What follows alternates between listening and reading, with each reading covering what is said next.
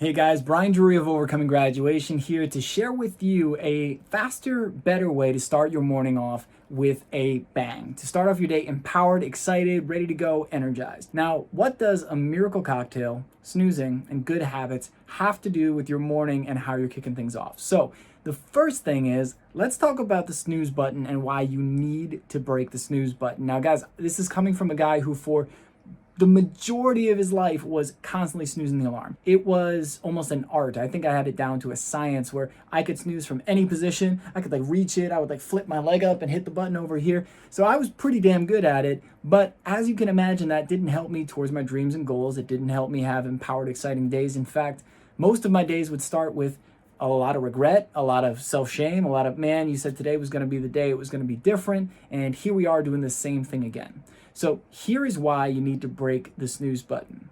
How much of an impact do you think it has on you if you snooze the alarm first thing in the morning?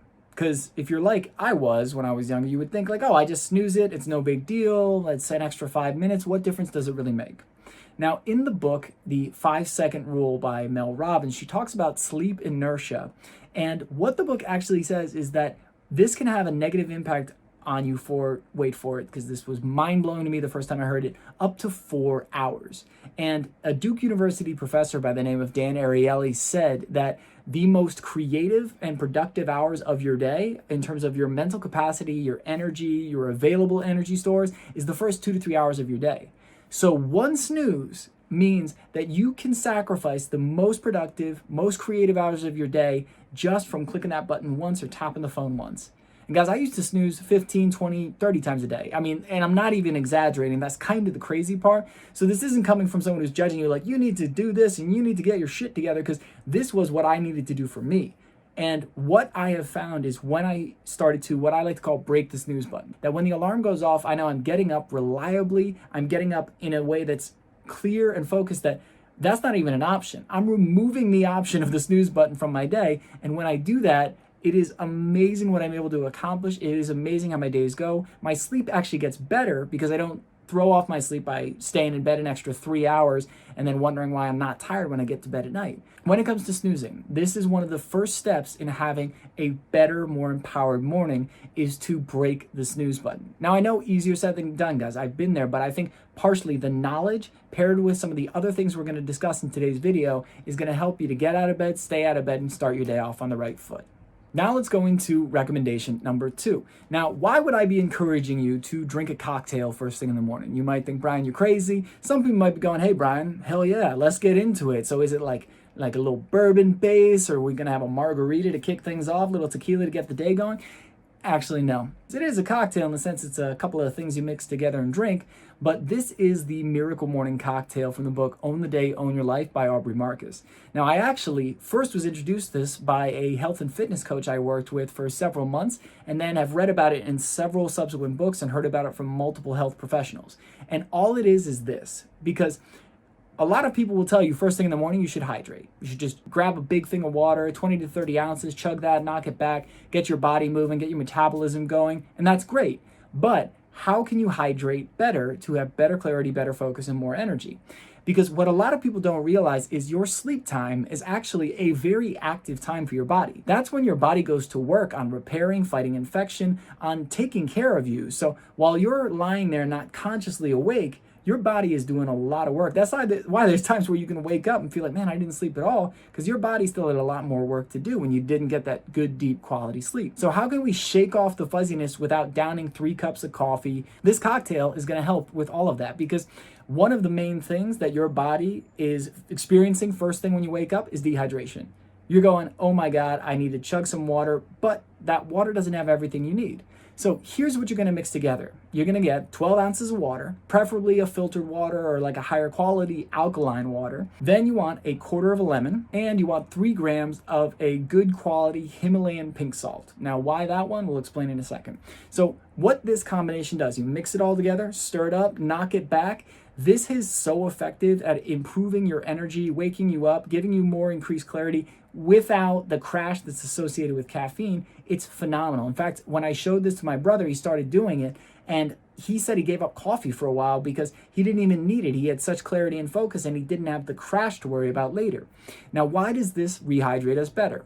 Well, the reason is the lemon gives you electrolytes, the sea salt gives you trace minerals, and those combined together help to not just rehydrate your body, but also give it the fuel it needs and replenish the things that it lost during sleep. If you think about the big hype around Gatorade, Gatorade was always hyping electrolytes. Unfortunately, Gatorade has a lot of loaded up sugar now with the extra flavors, artificial coloring and all that. It's like stuff you don't want to deal with.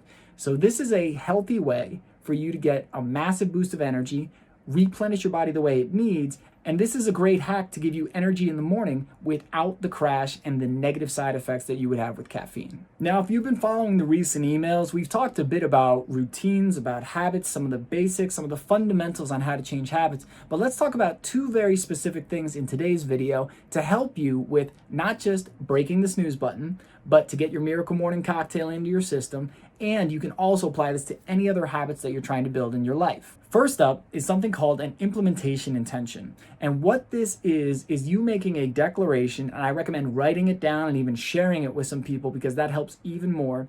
And that looks something like this. I, Brian, commit to do X at X time in X location. Because what a lot of people will do is say, oh yeah, I'm gonna drink my miracle morning cocktail. But your mind doesn't have any links, any hooks, or any triggers to help it know when and where and any type of association to help it out. So the two most common triggers for a habit are time and location. And without those two, your brain, when it's trying to implement a new habit and it's got all the different things from the day coming up, it gets distracted, that new habit just falls off into not important, and then you go on with your day.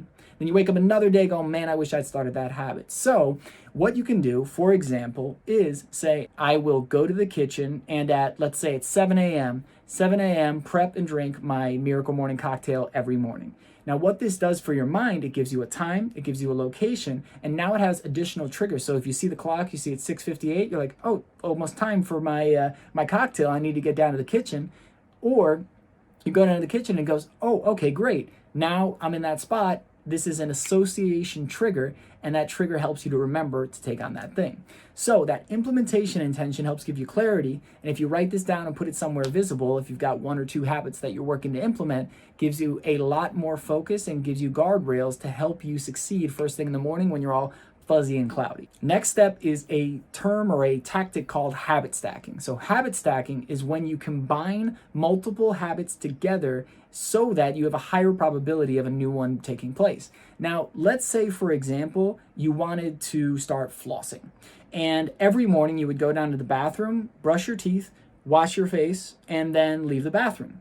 Well, in this case, if you want to have a higher probability of taking on that new habit, you want to wedge it between two existing habits. Because right now, there's a habitual action that's linked those two things together, right? You go to the bathroom, you brush your teeth, without even thinking about it, you go to wash your face. So by stacking this, so you've got your teeth brushing, you've got washing your face, and now you're going to implement flossing. Now you've got a stacked habit routine, and your mind has an open loop here that it wants to close. So it opens up here, and it's like, great, I need to finish here. So when you put in this other habit, it'll say, oh, okay, we need to get through this so that we can finish up here. And by doing that, you not only increase the probability of acquiring the new habit, but you increase the likelihood of all of them happening simultaneously. So by pairing implementation intentions and habit stacking, you're able to massively increase the likelihood and probability of you following through on your commitments and starting your day in a beautiful, empowered way. Now, some of the other key elements that make a huge difference when it comes to your morning are things like your tracking, which I have a fantastic app we'll be talking about later in a future video that I recommend to all my clients. I use every single day.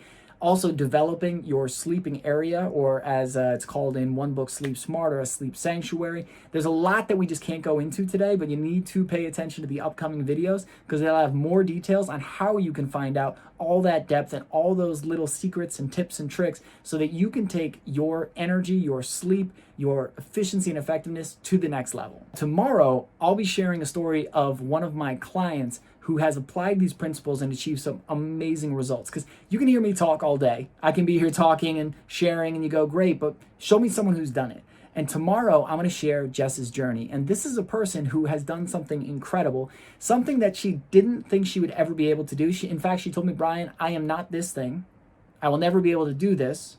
And then she went on to do something that blew her mind And it was all by applying the tactics, the tools, the tips and tricks that we've talked about here, that we'll talk about in the future video, and so much more. So guys, be sure to check out tomorrow's video where I will share with you Jess's journey on how she was able to do something she never thought she'd be able to do.